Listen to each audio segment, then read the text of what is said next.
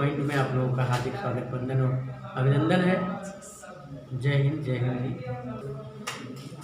तो ये वीडियो हमारा उत्तर प्रदेश जीआईसी प्रवक्ता 2017 की परीक्षा पर आधारित है और उसमें जो जीएस का पेपर हुआ है उस जीएस के पेपर को हम सॉल्व कराने जा रहे हैं। आप लोग प्रश्नों को ध्यान से सुनिएगा और उसके विकल्पों को ध्यान से सुनिएगा, फिर उसमें से एक उत्तर दीजिएगा। अगर आप लोगों का मन करेगा तो आप नोट कर सकते हैं शांतिपूर्वक, ठीक है। जो मतलब लगे कि हाँ, नहीं तो सॉल्व पेपर तो आपको खरीदना ही है, सॉल्व पेपर जरूर खरीद लीजिएगा, ठीक है। घटना चक्र प्रकाशन का उसमें सब दिया हुआ है। चलिए, पहला प्रश्न है, स्वतंत्रता के पूर्व के दिनों में प्रारंभ में किसने संविधान निर्मात्री सभा का विचार प्रस्तुत किया था? स्वतंत्रता के पूर्व के दिनों में यानी स्वतंत्रता से पहले जो संविधान निर्मात्री सभा बनाई जाए इस संबंध में किसने विचार दिया था? M N. Roy, B R. Ambedkar, Annie Besant, Jawaharlal Nehru. बताइए। एम.एन. राय, बिल्कुल एम.एन. राय। और ये बताइए, जो प्रारूप समिति बनी थी, ड्राफ्टिंग कमेटी बनी थी, उसका अध्यक्ष कौन था? Doctor B R. अम्बेडकर। भारत की स्वतंत्रता के पूर्व कई राजनेताओं ने संविधान निर्माण हेतु अपने विचार प्रस्तुत किए और इस संबंध में 1922 ईस्वी में महात्मा गांधी अपने विचार प्रस्तुत करते हुए कहा कि भारतीय संविधान भारतीयों की इच्छा अनुसार होगा। और इसी तरह वर्ष 1924 में मोतीलाल ने ब्रिटिश सरकार के सामने संविधान सभा के निर्माण की मांग प्रस्तुत की। मोतीलाल नेहरू ने कहा कि जो है हम अपने देश का संविधान बनाना चाहते हैं, ठीक है। वो ब्रिटिश सरकार के सामने ये बात रखा और इस संदर्भ में एम.एन. राय ने स्पष्ट रूप से संविधान सभा के गठन का प्रस्ताव प्रस्तुत किया। कालांतर में वर्ष 1946 में कैबिनेट मिशन द्वारा प्रस्तुत किए गए संविधान सभा के गठन के प्रस्ताव को भारतीय नेताओं ने स्वीकार कर लिया।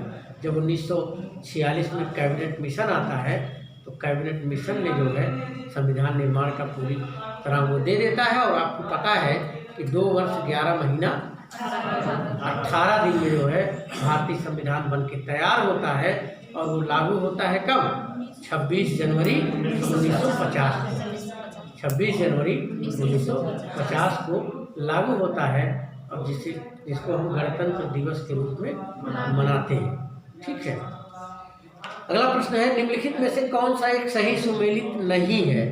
कर्नाटक का प्रथम युद्ध 1746 से 48, कर्नाटक का द्वितीय युद्ध 1750 से 52, कर्नाटक का तृतीय युद्ध 1758 से 63, पानीपत का तृतीय युद्ध 1761। कौन सा सही सुमेलित नहीं है? नहीं, कर्नाटक का दूसरा युद्ध जो है ये सुमेलित नहीं है। ये 1749 में हुआ था और इसमें दिया है 1750 से 52, ये 1749 से 54 तक है, ठीक है। जबकि पहला युद्ध 46 से 48 चला था, दूसरा युद्ध 49 से 54 चला था और तीसरा युद्ध 1758 से 63 तक चला था, ठीक है। बाकी पानीपत का ये तीसरा युद्ध जो है 1761 है ये, ठीक है। तो कर्नाटक का जो युद्ध हुआ था वो अंग्रेजों और फ्रांसीसियों के बीच में लड़ा गया था। ये जो है कर्नाटक के युद्ध के नाम से जाना जाता, दूसरा और पहला, दूसरा और तीसरा युद्ध, ठीक है। फिर बाद में फिर मैसूर वाला युद्ध होता है जो किसके द्वारा होता है?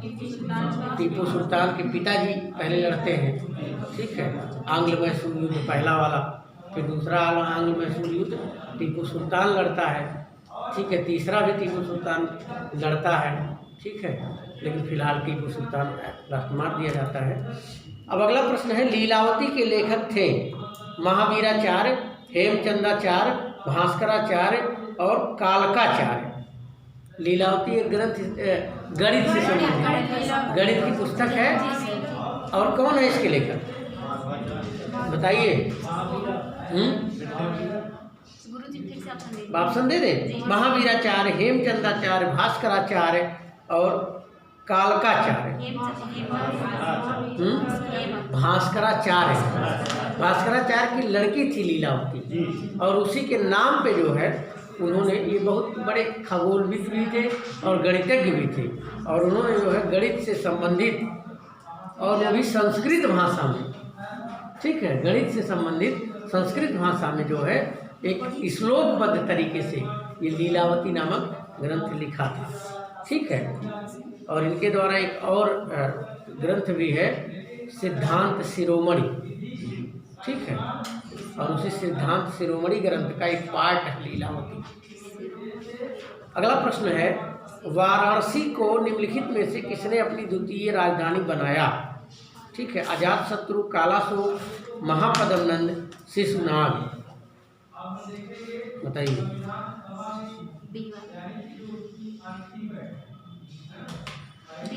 ये प्रश्न जो है गलत दिया है, ऑप्शन गलत दिया है। इसमें जो है जो होना चाहिए वो विकल्प नहीं है, ठीक है। ये बिंबिसार ने जो है अपनी राजधानी बनाया था, ये क्वेश्चन बाद में निकाल दिया गया था, ठीक है।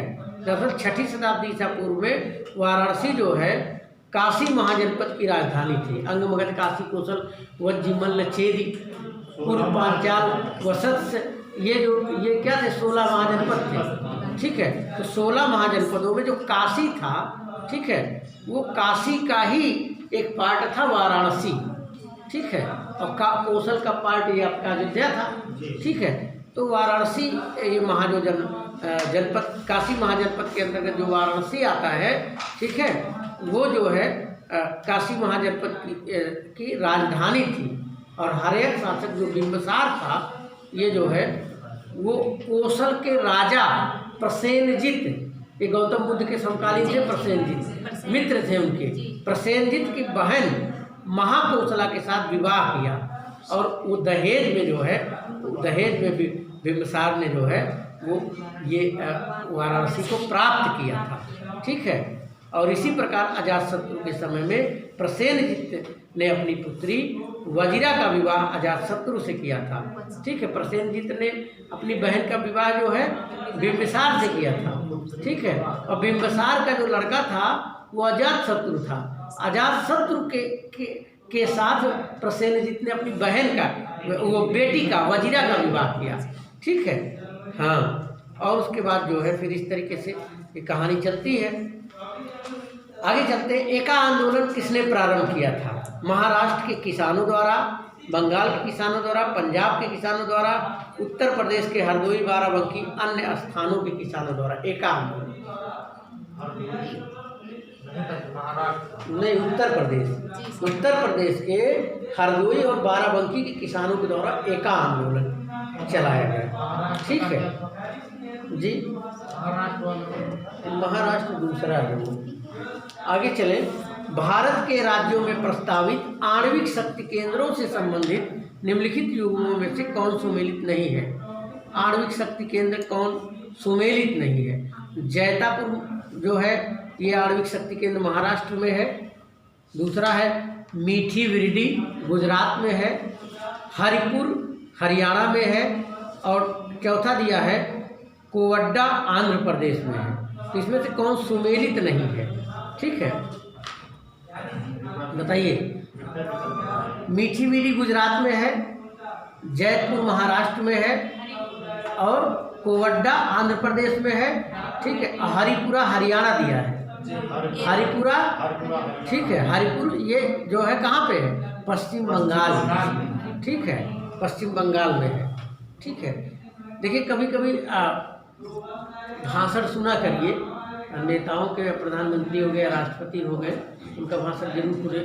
मैंने एक बार कभी सुना था माननीय श्री मोदी जी के मुँह से मीठी विरडी का, ठीक है, मीठी विरडी आणविक शक्ति केंद्र के बारे में उन्होंने गुजरात में कोई भाषण दे रहे तो वहाँ पे बोला, तो दिमाग में आ गया कि मीठी विरडी जो है। एक बार राहुल गांधी का भाषण सुना जा रहा था तो वो अमूल के बारे में बोल रहे थे। अमूल जो दूध वाला वो है, उसका वो कहाँ स्थापित है बताइए? अमूल गुजरात में। अमूल का भी जो सबसे पहला दूध का वो स्थापित हुआ था, दूध का शोधनशाला, वो पटेल जी द्वारा जो है वो गुजरात में स्थापित किया गया। तो उसका जिक्र वो कर रहे थे, तो थोड़ा सा कहीं भी फायदा मिल जाता है न्यूज़ सुनने से। निम्नलिखित में से कौन सा द्वीप अपने लवण पटल संसाधनों के लिए जाना जाता है? लवण पटल संसाधन के लिए, ठीक है। आइल ऑफ मैन द्वीप, सेंट मार्टिन द्वीप, नॉरफॉक द्वीप और परासल द्वीप। नहीं, दूसरा है सेंट मार्टिन द्वीप, ठीक है। सेंट मार्टिन द्वीप है, ठीक है। ये उत्तर पूर्वी कैरोबियन सागर में है, ठीक है। और जो है 1493 में, जैसा कि आपको पता है, कोलंबस ने यात्रा की थी और इसका नाम सेंट मार्टिन द्वीप टूर्स के सम्मान में रखा, ठीक है। तो इस द्वीप के हिस्से में दक्षिणी हिस्से में तटीय लैगून, नमक पैन या लवण पटल तथा रेत के थूक बहुत प्रसिद्ध है। तो प्रश्न ऐसा भी बन सकता है व्याख्या से भी कि रेत के थूक, ठीक है, निम्नलिखित में से किस द्वीप के संसाधनों के लिए जाना जाता है, ठीक है। तो ये भी सेंट मार्टिन द्वीप होगा। तो लवण पटल और ये दोनों। निम्नलिखित में से कौन सा घाटी भ्रंश घाटी से प्रभावित होती है? भ्रंश घाटी से प्रवाहित होती है। भ्रंश घाटी से कौन सी घाटी प्रभावित हुई? तापी की, कृष्णा की, महानदी की, गोदावरी की? तापी की, ठीक है। तापी या ताप्ती प्रायद्वीप भारत की महत्वपूर्ण नदी है और यह मध्य प्रदेश के बैतूल जिले के मुल्ताई के निकट सतपुड़ा की पहाड़ियों से निकलती है और यह नदी भ्रंश घाटी से होकर प्रवाहित होती है। और इसी प्रकार नर्मदा भी एक प्रमुख प्रायद्वीप है जो भ्रंश घाटी से प्रभावित होती है, लेकिन नर्मदा यहाँ विकल्प में दिया नहीं है, तो तापी दिया है, कृष्णा है, महानदी, गोदावरी, तो ये तापी है। अब अगली बार नर्मदा भी पूछ सकता है, ठीक है, इसीलिए व्याख्या को भी थोड़ा ध्यान दीजिएगा। मौलिक अधिकारों की अवधारणा ली गई, बहुत बेहतरीन क्वेश्चन संविधान का है, ठीक है। मौलिक अधिकारों की अवधारणा ली गई यूएसए के यानी संयुक्त राज्य अमेरिका के संविधान से, दूसरा है कनाडा के संविधान से, तीसरा है ब्रिटेन के संविधान से और चौथा है रूस के संविधान से, ठीक है। फंडामेंटल राइट्स यानी मौलिक अधिकार कहाँ से लिया गया? हाँ, यूएसए ना, संयुक्त राज्य अमेरिका के संविधान से मौलिक अधिकार लिया गया है, ठीक है। और भारतीय संविधान किस भाग में है? 1 में, 2 में, 3 में, 4 में? बताइए। भाग 3 में है, ठीक है। अनुच्छेद कितने से कितने तक? 12 से 35। बहुत अच्छा, किसने बताया? वेरी गुड, 12 से 35 तक है, ठीक है। हाँ, कितने मौलिक अधिकार हैं टोटल? 6 मौलिक अधिकार, ठीक है। संपत्ति के अधिकार को हटा दिया गया, ठीक है। तो 6 मौलिक अधिकार हैं, ठीक है। अच्छा, ये बताइए कनाडा के संविधान से क्या लिया गया है?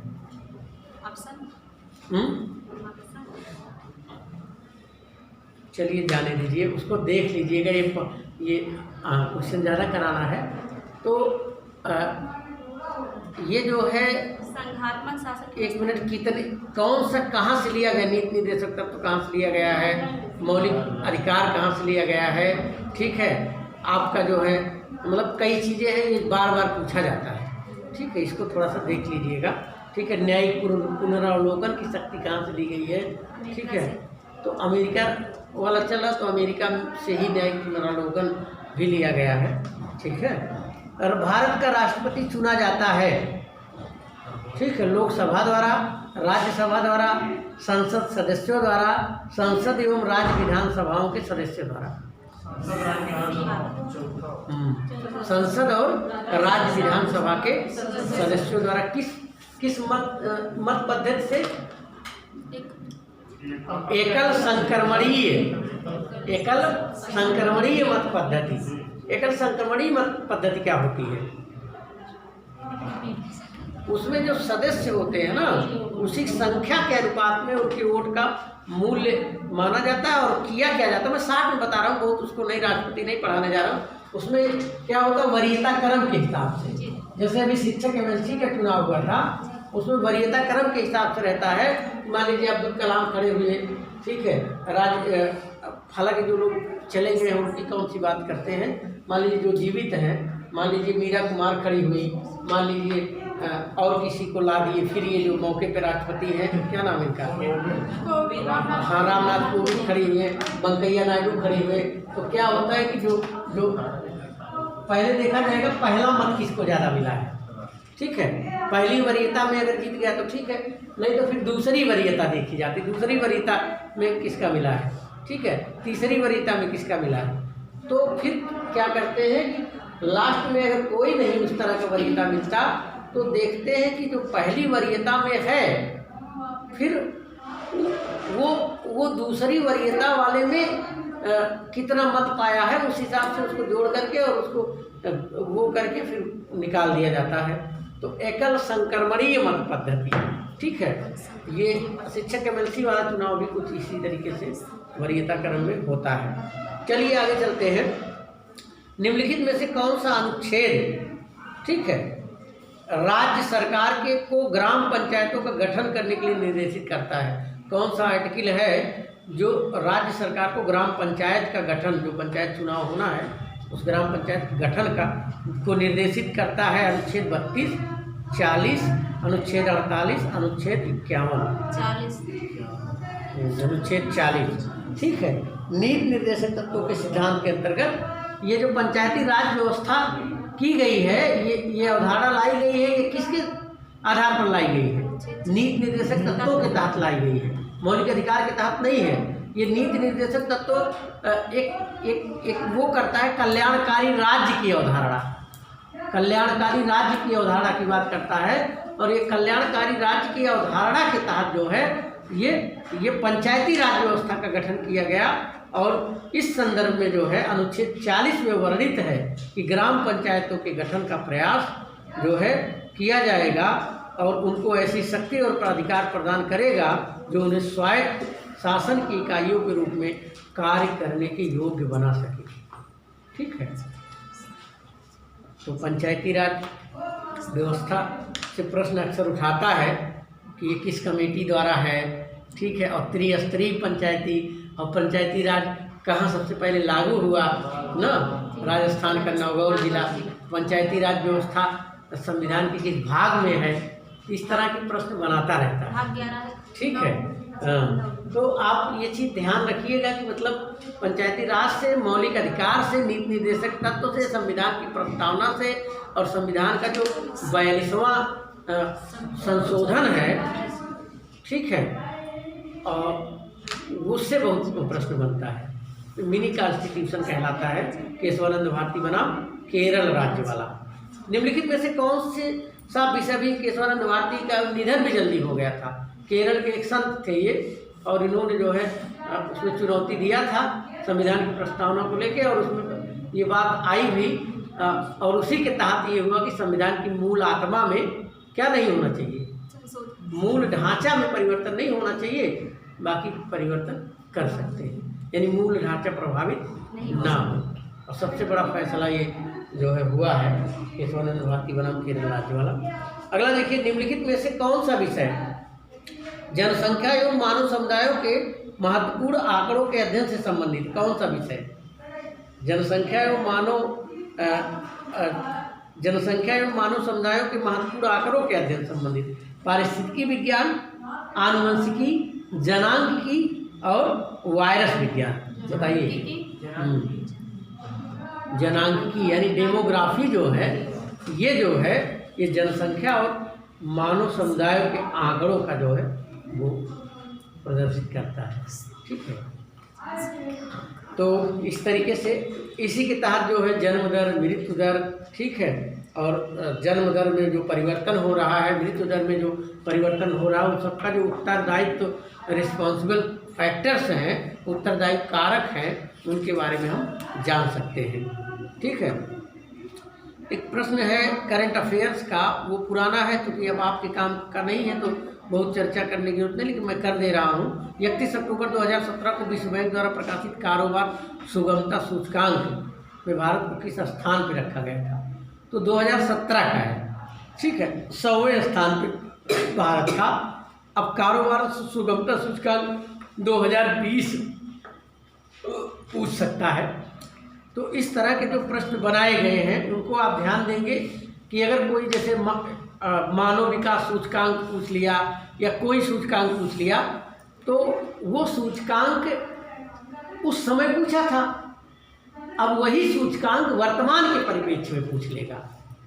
तो करंट का मान के चलिए 40 क्वेश्चन जो आपका जीआईसी लेक्चरर में आएगा और गवर्नमेंट डिग्री कॉलेज लेक्चरर में 30 क्वेश्चन आएगा, एलटी में 30 क्वेश्चन आएगा, असिस्टेंट प्रोफेसर में 30 क्वेश्चन आएगा, तो कम से कम 40 वाले में तो मान के चलिए 8 से 10 क्वेश्चन करंट के रहेंगे। बाकी जिसमें 30 पूछा जाएगा तो 5 से 7 क्वेश्चन कम से कम करंट के रहेंगे, समसामयिक घटनाओं पे, राष्ट्रीय एवं अंतर्राष्ट्रीय घटनाओं पे। निम्नलिखित में से किसे 15वें वित्त आयोग का अध्यक्ष नामित किया गया? एनके सिंह, शशिकांत दास, अशोक लवासा, रतन वातल। ये 15वां वित्त आयोग चल रहा है मौके पे, ठीक है। 15वां वित्त आयोग चल रहा है और ये 2020 से 25 तक रहेगा। कौन चुने गए हैं? एनके सिंह। शक्तिकांत दास तो आरबीआई के गवर्नर है, ठीक है। एनके सिंह जो है जी, निम्नलिखित में से किसे 15वें वित्त आयोग का अध्यक्ष नामित किया गया? उस समय नामित किया गया था जब ये पेपर हुआ था, अब मौके पर वो हैं एनके सिंह, ठीक है। अच्छा, अशोक लवासा कौन है?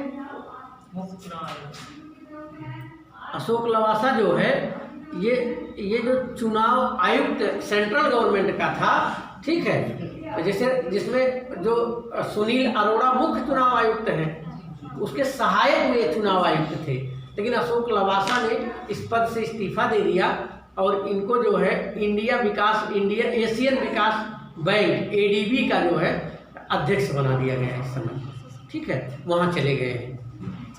तो शक्तिकांत दास क्या बन गए हैं वर्तमान टाइम में? आरबीआई गवर्नर बन गए हैं। और कौन हटाए गए? उर्जित पटेल। इसके पहले कौन थे? रघुराम राजन, जो कि विश्व के अर्थशास्त्रियों में टॉप 10 अर्थशास्त्रियों में गिने जाते हैं, वो थे। फिर उसके बाद उर्जित पटेल को बनाया गया और फिर उर्जित पटेल के बाद एक इतिहास सब्जेक्ट से आईएएस की परीक्षा पास करने वाले शक्तिकांत दास जी, पहली बार ऐसा हुआ भारत के इतिहास में कि आरबीआई का गवर्नर एक इतिहास का जानकार व्यक्ति बना, ठीक। अर्थशास्त्र के जानकार व्यक्ति नहीं है, इतिहास के जानकार हैं। अब उसमें बहुत मैं कहना नहीं चाहूँगा, वो चूँकि सिस्टम के अनुकूल ढल गए, ठीक है। और इस्तीफा दे दिया था उन्होंने, किसने? उर्जित पटेल ने भी इस्तीफा दे दिया, उसके पहले वाले भी इस्तीफा दे दिया, रघुराम राजन ने भी, ठीक है। चलिए आगे चलते हैं। निम्नलिखित में से कौन सा उद्दीपक फसल है? गेहूं, मक्का, अरहर, चाय। उद्दीपक स्टिमुलेट करता है हमको पीने के बाद, हाँ, चाय है, ये सब आप जानते हैं, ठीक है। चाय के अलावा और कौन से उद्दीपक फसल है? कॉफ़ी है आपका ना, कॉफ़ी है, तंबाकू है, अफीम है, अफीम भी तो उद्दीपक है, धतूरा है, चरस है, भांग है, सुपारी है, ठीक है। अच्छा, गेहूं कैसा फसल है? रबी का फसल है, ठीक है। गेहूं रबी का फसल है तथा मक्का और अरहर खरीफ की फसल है। ककड़ी वकड़ी जायद वाली, खरीफ की कद्दू वद्दू ककड़ी पर ये जायद की है, ठीक है। सब्जियां जो होती है ना वो जायद वाले मारे, तरबूज उर्बूज खरबूज उर्बूज। तो देखिए फसल जरूर जाइए, क्योंकि आप लोग गांव देहात से हैं। एक प्रश्न पूछता है, जो ठेठ शहर वाले लड़के होते हैं वो प्रैक्टिकली तो देखे नहीं रहते, वो अनुमान लगाते हैं, गर्मी में तरबूज देखे थे, फला दिन में ये देखे थे, लेकिन आपके घर तो पैदा होता है ना। अगर आप गलत करेंगे तो फिर यहाँ कृषि से जो नॉर्मल क्वेश्चन है वो गलत नहीं होना चाहिए। भारतीय कृषि अनुसंधान संस्थान का बकरियों पर शोध का केंद्रीय संस्थान कहाँ है? बकरियों वाला भारतपुर में, मखदूमपुर मथुरा में, बीकानेर में, अलीगढ़ में। भारतीय कृषि अनुसंधान संस्थान का बकरियों पर शोध का, हाँ, भरतपुर, ठीक है। ये जो है मखदूमपुर मथुरा में है, ठीक है। मखदूमपुर मथुरा में, भरतपुर में पक्षी वाला है, ठीक है, पक्षी वाला है। किसान दिवस कब मनाया जाता है? अभी जल्दी था, 23 अक्टूबर को, 23 नवंबर को, 23 दिसंबर को, 23 सितंबर को। किस 23 दिसंबर किसके जन्मदिन पे? चौधरी चरण सिंह। चौधरी चरण सिंह जो है किसानों के नेता माने जाते थे, ठीक है। उन्होंने किसानों के लिए जितना बढ़िया काम किया, आज तक किसी प्रधानमंत्री ने किसानों के लिए उतना अच्छा काम नहीं किया। इसीलिए उनका जो जन्मदिन है वो किसान दिवस के रूप में मनाया जाता है, ठीक है। बाल दिवस के रूप में किस प्रधानमंत्री का जन्मदिन मनाया जाता है? जवाहरलाल नेहरू का। और सुशासन दिवस के रूप में अटल बिहारी वाजपेयी का। अटल बिहारी वाजपेयी के अंदर एक क्वालिटी थी, जो सबसे बेहतरीन क्वालिटी ये थी कि वो चाहे दुश्मन भी हो उसको भी अपने साथ लेके चलने वाले थे, ठीक है। और एक बार की बात है कि राजीव गांधी ने जबकि वो विपक्ष के नेता थे अटल जी, राजीव गांधी ने उनको भेजा था अमेरिका। प्रतिनिधिमंडल कोई जाना था इंडिया से, और वो प्रतिनिधिमंडल के सदस्य के रूप में उन्होंने अटल जी को भेजा और अटल जी को अगुवा बना के भेजा था। और उनको पूरा विश्वास था कि अटल जी जो है वो एक पार्टीगत भावना से काम नहीं करेंगे, एक देश के अगुवा के रूप में काम करेंगे। और अटल जी वहाँ अच्छा काम करके आए थे, बाद में पीठ थपथपाई थी उन्होंने। तो अटल जी ने खुद अपनी जीवनी में इस बात को लिखा है। तो पहले के नेता ऐसे हुआ करते थे कि दूसरे पे विश्वास करते थे, उसकी काबिलियत देखते थे। जहाँ उस तरह की बात आती थी, आपस में लड़ते झगड़ते रहते थे कुर्सी के लिए, लेकिन जहाँ देश वाली बात आ जाती थी तो अगर अपनी पार्टी में कोई योग्य नहीं है, विपक्ष में कोई उस योग्य है, तो उसको भेज देते थे। ये खासियत होती थी। अभी देखिए कोरोना काल में कहाँ का एक प्रधानमंत्री था, उसने क्या किया, वहाँ का एक स्वास्थ्य मंत्री था, मैं याद नहीं आ रहा है, कनाडा का या कहीं का था, उसने क्या किया, इस्तीफा दे दिया उस स्वास्थ्य मंत्री ने। और जो पार्टी सत्ता में नहीं थी, उस पार्टी का जो स्वास्थ्य मंत्री था उसके आगे हाथ जोड़कर खड़ा हो गया, कहा आप जो है स्वास्थ्य मंत्रालय संभालिए, तभी हम कोरोना से निपट पाएंगे। उसके पहले वाले मंत्री को बड़ा अनुभव था स्वास्थ्य विभाग का, तो उसने उस समय कोरोना की स्थिति में देश को बचाने के लिए अपना मंत्रालय छोड़ दिया और रिकमेंड किया उनको कि आप आइए संभालिए, और उसने कोरोना काल में संभाला। तो ये भावना होनी चाहिए, ठीक है भाई। देश की लीडरशिप करनी जहाँ है, वहाँ तक फिर कुर्सी और सत्ता मायने नहीं रखती, वहाँ वो योग्य व्यक्ति होना चाहिए जो आपके काम को अच्छे से अंजाम दे सके। तो ये चीज़ें, इसीलिए कहता हूँ एक अच्छा इंसान अगर आप बन गए तो आधा काम तो आपका ऐसे हो गया।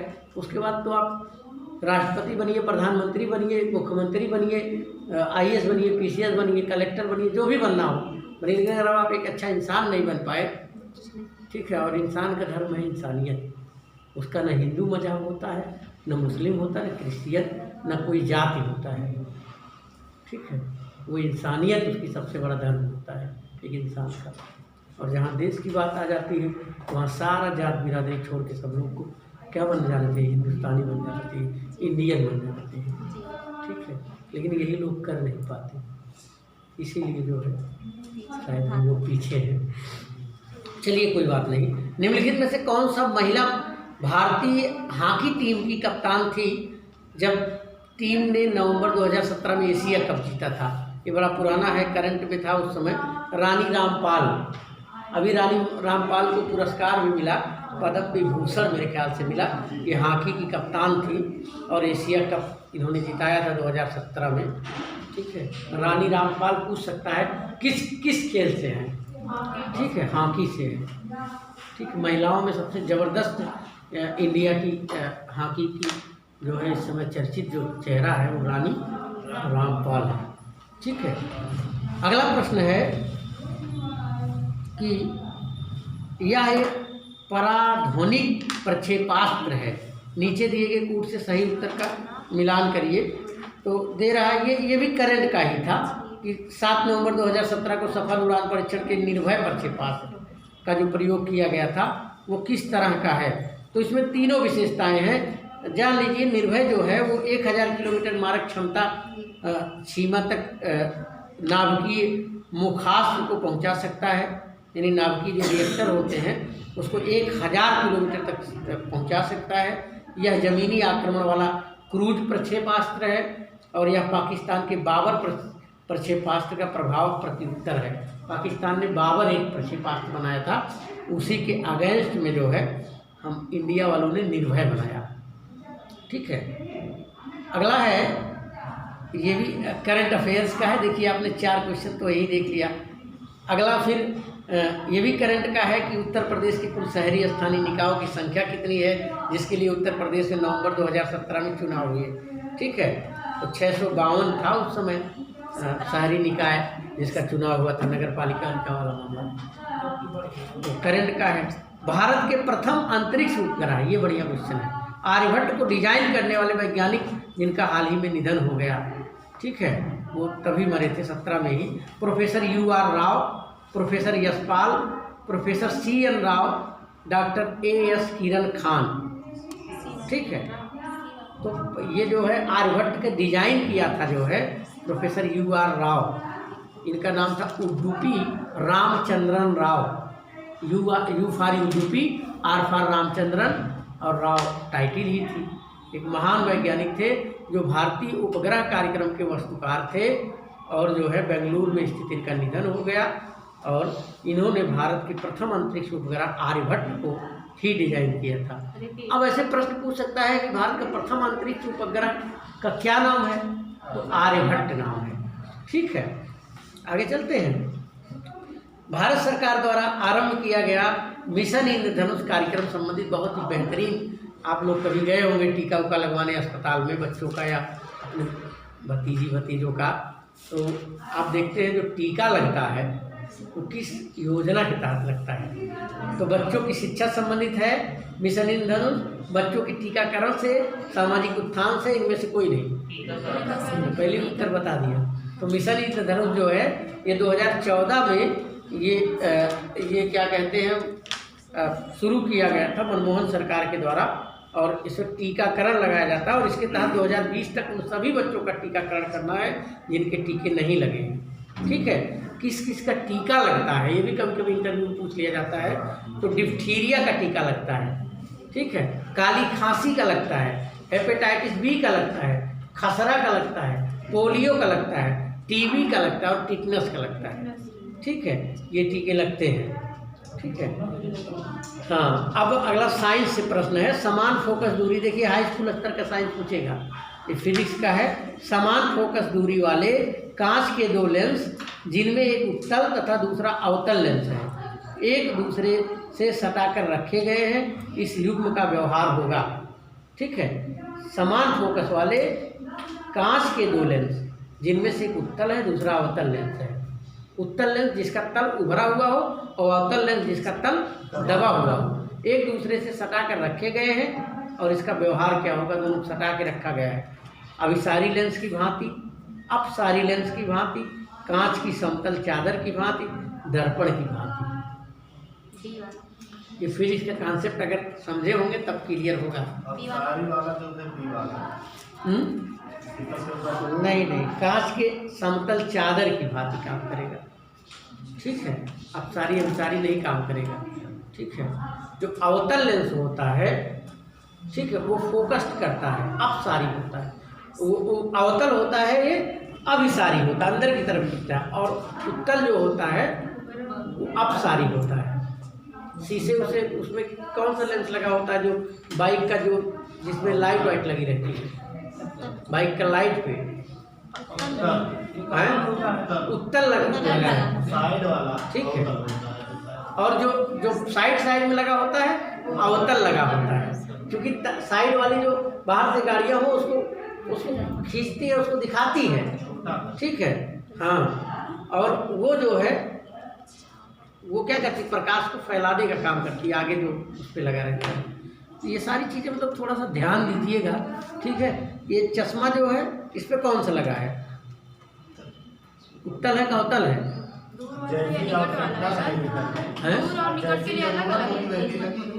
हाँ, अब इसमें आवश्यकता अनुसार रहता है। निकट दृष्टि दोष और दूर दृष्टि दोष 2 प्रकार का होता है। निकट दृष्टि दोष में क्या होता है, दूर की वस्तु में नहीं दिखाई देती, जब दूर की वस्तुएं नहीं दिखाई देती तो उत्तल लगेगा फोकस करने के लिए, और जब दूर दृष्टि दोष में क्या होता है, निकट की वस्तुएं नहीं दिखाई देती, तो वहाँ कौन सा लगता है, वहाँ कौन लगेगा, हाँ अवतल लगेगा। शायद कॉन्सेप्ट आप लोग समझ नहीं पाए, फिर से बताता हूँ। देखिए उल्टा होता है, दूर की दृष्टि दोष में, दूर दृष्टि दोष में नज़दीक वाली नहीं दिखाई देती। जब नज़दीक वाली नहीं दिखाई देती तो फिर उसमें क्या करेंगे, नज़दीक वाली नहीं दिखाई देगी तो अवतल करेंगे ताकि फोकस्ड हो जाए, और निकट दृष्टि उसमें दूर वाली नहीं दिखाई देती। ठीक है, तो समझिएगा इस चीज़ को। निम्नलिखित में से कौन सा सही सुमेलित नहीं है। यौगिक कार्बन का वर्गीकरण, सक्रीन कार्बोहाइड्रेट है, एड्रेनलिन हार्मोन्स है, थायमिन विटामिन है, कैरोटीन प्रोटीन है, कौन सुमेलित नहीं है, बताइए। सक्रीन जानते हैं क्या होता है, सक्रीन कहाँ पाया जाता है।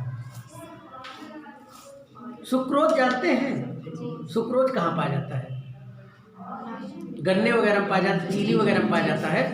तो उस कृत्रिम रूप से अगर हम मिठास किसी चीज़ में लाना चाहते हैं तो सक्रीन का इस्तेमाल करते हैं। सक्रीन बनाया जाता है वो कृत्रिम रूप से मिठास लाने के लिए, कि मिठास भी होता है लेकिन उसमें शुगर नहीं होता। जो शुगर फ्री वाली बात हम लोग किया करते हैं तो सक्रीन मिला होता है। ठीक है, सक्रीन जो है कार्बोहाइड्रेट नहीं है, ये क्या है, एक कार्बनिक यौगिक है जो कृत्रिम मिठास वाली है। बाकी आप देख रहे हैं एड्रेनलिन, ये हार्मोन्स है, उड़ो और मारो, उड़ो और लड़ो हार्मोन से कहा जाता है। ठीक है, एड्रेनलिन, और है थायमीन, थायमीन जो है ये विटामिन है, और किरेटिन जो है ये प्रोटीन है। ये हमारा जो नाखून वगैरह है ना, ध्यान से देखिएगा संजय, कहीं खो गए हैं, दूसरे वाले संजय कहाँ खो गए। ये जो हमारी नाखून होती है ना, ये किरेटिन प्रोटीन की बनी होती है, किरेटिन प्रोटीन की बनी होती है, वो जल्दी जल्दी बढ़ती है। प्रोटीन का हालांकि हमारा शरीर भी बना होता है, प्रोटीन होता है, हड्डियों में फास्फोरस होती है। ठीक है, तो किरेटिन प्रोटीन की बनती है, नाखून और बाल। ठीक है, आगे चलते हैं। अब देखिए एक सवाल है कि 13 कर्मागत, देखिए 4 सवाल भी आए हैं लगातार, 27 से लेकर 30 तक 3 सवाल हैं, 27 से लेकर 30 तक 4 सवाल। 13 कर्मागत विषम संख्याओं का औसत 51 है। इनमें से सबसे बड़ी विषम संख्या, ठीक है, कौन सी, 61 है, 63 है, 67 है, 69 है। तो 13 कर्मागत विषम संख्याओं का औसत कितना आया, 51 आया। ठीक है, कर्मागत विषम संख्याओं की बात कर रहा है, तो विषम संख्याओं के मध्य की संख्या कौन मानी जाएगी, 13 में से मध्य कौन मानी जाएगी। 13 में मध्य साढ़े 6.5 होगी, लेकिन 6.5 कोई संख्या है नहीं, कर्मागत रूप से 7वीं मान ली जाएगी। ठीक है, जो 7वीं जो विषम संख्या होगी वो जो है, अब 13 से रखेंगे तो 13वीं 63 हो गई, 51 से करते हैं, 7वीं अगर 51 है, ठीक है, तो औसत दे रहा है, औसत 51 है, तो 7वीं 51 है, 8वीं क्या होगी, कर्मागत विषम संख्या कह रहा है, तो 8वीं कौन होगी, 53 होगी ना, 52 तो होगी नहीं, 52 है, 53 के बाद फिर 55 होगी, 55 पर 57 होगी, और फिर 11वीं 59 होगी, 12वीं 61 होगी, 13वीं कौन होगी, 63 होगी। तो 63 ऑप्शन में दिया है, 61, 62, 67, 69, 61, 63, 67, 69, तो 63 ये हो जाएगा। ठीक है, 1.8 मीटर लंबा एक ऊर्ध्वाधर क्षण जमीन पर 45 सेंटीमीटर की परछाई निरूपित करता है। ठीक है, उसी समय 6 मीटर ऊंचे एक स्तंभ की परछाई होगी। अब ये बता रहा है कि 1.8 मीटर लंबा जो क्षण है वो कैसे रखा गया है, ऊर्ध्वाधर, ऊर्ध्वाधर माने ऐसे ही ना, हाँ, खड़ा करके, तो उसकी लंबाई जो है कितनी सेंटीमीटर दिखा रही है, 45 सेंटीमीटर। अब ये चूंकि मीटर में है वो सेंटीमीटर है। ठीक है, तो 1.8 मीटर में कितना सेंटीमीटर होगा, 1 मीटर बराबर 100 सेंटीमीटर, तो 1.8 जो है मीटर बराबर 180 सेंटीमीटर हो जाएगा। ठीक है, तो 180 सेंटीमीटर ये हो जाएगा। अब यहाँ कह रहा है कि 6 मीटर को सेंटीमीटर बदल लीजिए, 600। ठीक है, अब पूछ रहा है कि उसकी परछाई लंबाई होगी, तो क्षण की लंबाई बटे क्षण की परछाई की लंबाई। ठीक है, तो 180/45 कर देंगे। फिर पूछ रहा है जो स्तंभ रखा है उसकी परछाई क्या होगी, तो उसी हिसाब से उसको निकाल लेंगे। स्तंभ की लंबाई क्या हो जाएगी, 6 मीटर है, तो 600 सेंटीमीटर। ठीक है, अब ये परछाई हमको निकालना है, तो 180/45, 180/45 फिर क्या दे रहा है, बराबर। तो स्तंभ की लंबाई कितना हो गया, और स्तंभ की परछाई, स्तंभ की परछाई। अब यही निकालना है भैया। अब इसको काटो, देखो कितना आ रहा है। देखिए ऑप्शन में जो दिया है, ऑप्शन में दिया है 13.5 मीटर, 2.4 मीटर, 1.5 मीटर और 1.35 मीटर। ठीक है, 1.35 मीटर। अब हम क्या करेंगे, इसको इधर ले जाएंगे, 600×45 कर देंगे और भागे 180 कर देंगे। 600×45 भागे 180 जब कर देंगे तो ये आ जाएगा टोटल। ठीक है, टोटल आ जाएगा 150। ठीक है, 150 क्या आ जाएगा, 150 सेंटीमीटर आएगा, सेंटीमीटर आ जाएगा। अब इसको मीटर में बना देंगे, तो 100 सेंटीमीटर बराबर 1 मीटर। ठीक है, 150 सेंटीमीटर बराबर क्या होगा, 150 भागे 100। अब ये कट गया, तो 10 से कम 10 और दशमलव लगाएंगे, 10×50, ये आ गया 1.5 मीटर आ गया ना। थोड़ा सा मैं उतना मैथ का टीचर तो हूँ नहीं, उतना मैं वो करके बताऊंगा नहीं, क्योंकि समय भी नहीं है। ठीक है, लेकिन एक आइडिया आपको दे दे रहा हूँ। इस तरीके के सवाल तो बहुत कठिन नहीं रहता, वो कक्षा 8 लेवल का आता है, बस थोड़ा सा दिमाग लगाना पड़ेगा। बाकी जिसको ट्रिकी मैथ आती हो तो फिर कहने ही क्या, वो तो कॉपी भी नहीं उठाएगा, दिमाग में सॉल्व कर देगा। अगला प्रश्न है, एक समबाहु त्रिभुज की प्रत्येक भुजा 8 सेंटीमीटर है, इसका क्षेत्रफल बराबर होगा। देखिए समबाहु त्रिभुज यानी समबाहु यानी दो भुजाएं बराबर हो। ठीक है, तीनों भुजाएं बराबर, दो भाव में समद्विबाहु 2 भुजा और समबाहु तीनों भुजाएं बराबर हो, और विषम बाहु कोई भुजा बराबर ना हो। तो समबाहु दे रहा है और इसकी प्रत्येक भुजा कितनी है, 8 सेंटीमीटर है। अब 8 सेंटीमीटर है, पूछ रहा है इसका क्षेत्रफल क्या होगा। ठीक है, तो इसका जो क्षेत्रफल होता है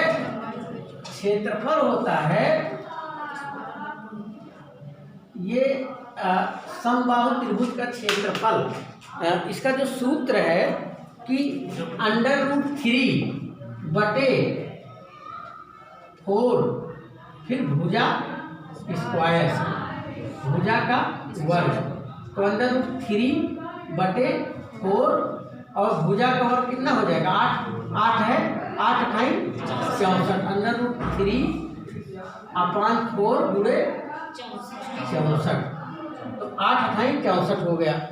अब जब आप क्या करेंगे कि 8 × 64 करेंगे, तो फिर इसको करेंगे कि ये काट देंगे, तो 4 16 16, तो 16 × 3 आ जाएगा। ठीक है, 16 × 3 आ जाएगा। अब इसका जब वर्ग निकाल लेंगे तो ये इस तरीके से करेंगे, तो इसको इधर कर देंगे, इसको 16 × 3। ठीक है, 16 × 3 का वर्ग क्या हो जाएगा, ये इसके वर्ग के साथ जुड़ जाएगा, तो सेंटीमीटर हो जाएगा, 16 × 3 सेंटीमीटर। इस तरीके से ये निकल जाएगा आपका। ठीक है, उसी फार्मूले पे है, उसी फार्मूले में ही काटेंगे तो ये बचेगा। जब ये हट गया तो ये इसके यहाँ आके लग जाएगा। ठीक है, तो ये हो गया 16√3 सेंटीमीटर, और जो वर्ग होता है वो स्क्वायर में होता है। वर्ग क्या होता है, वर्ग माने ही स्क्वायर होता है, वर्ग को स्क्वायर भी कहा जाता है। अगला प्रश्न है, जब संख्या n को 6 से विभाजित किया जाता है तो शेषफल 4 प्राप्त होता है, और 3n को 6 से विभाजित करने पर शेषफल क्या प्राप्त होगा। n को विभाजित करते हैं तो क्या प्राप्त होता है, 4। ठीक है, और जब 3n को करेंगे तो जो इसमें दिया गया है, जो हमको शेषफल निकालना है, तो जब n को विभाजित करते हैं तो क्या प्राप्त होता है, 6 से विभाजित करते हैं तो 6 गुणे भागफल धन शेषफल कर दे। ठीक है, n बराबर 6 गुणे भागफल धन क्या कर देंगे, शेषफल। अब इसमें क्या दे रहा है कि 6 से जब भाग देते हैं, क्या कह रहा है, 6 से विभाजित करते हैं तो क्या आता है, तो संख्या कितना प्राप्त होता है, शेषफल 4 प्राप्त होता है। ठीक है, तो 6 से जब भाग देंगे तो 6 भागफल ये आ गया, भागफल चूंकि 1 6 का निर्णय 6 और धन 4 है ना ये, तो 6 का निर्णय 6 धन 4 बराबर 10। अब संख्या 10 है, n जो है, n संख्या कितना है, 10 है। अब फिर कह रहा है 3n को 6 से विभाजित करने पर, अब 6 से 3n को विभाजित कर रहे हैं, तो 3n जब n बराबर 6 आया, n बराबर 6 है तो 3n बराबर क्या होगा, 3n बराबर n गुणे वो हाँ 3 गुणे 6। ठीक है, 3 गुणे 6 आएगा ना, तो 3n बराबर 3 गुणे 1 मिनट सॉरी n बराबर 10 आया यार, n बराबर 6 नहीं आया, n बराबर 10 आया तो 3n बराबर 30 हो जाएगा, 10 3 30 हो जाएगा, 3n बराबर 30 आ जाएगा। तो यही पूछ रहा है, और 6 से इसको भी भागफल कर रहे हैं। ठीक है, और इसको कर 30 आ जाएगा संख्या। अब 30 को 6 से विभाजित करें, कितने विभाजित करने की बात कर रहा है, 30 को हम 6 से जब तोड़ेंगे तो कितना आएगा, 6 पंचे 30। ठीक है, 6 पंचे 30, शेषफल कुछ आया नहीं आया, ये 6 पंचे 30, शेषफल कुछ आया नहीं आया, तो शेषफल कितना होगा, 0। शेषफल क्या होगा, 0, चूंकि पूरी विभाजित हो जा रहा है, ये पूरी विभाजित नहीं हो रहा है। 10 को जब 6 से विभाजित कर रहे हैं तो पूरा विभाजित हो रहा है क्या, नहीं हो रहा ना, तो कितना शेष बच रहा है, देखिए 6 बचा 4, ये शेष 4 बच गया था, लेकिन इसमें शेष नहीं बच रहा है। तो इस तरीके से आपका ये GIC प्रवक्ता 2017 का ये पेपर सॉल्व हुआ। ठीक, तो बहुत बहुत धन्यवाद। हिंदुस्तानी मानस पॉइंट में आपका हार्दिक स्वागत अभिनंदन है। लाइक शेयर और सब्सक्राइब करते रहिएगा। जय हिंद, जय हिंद।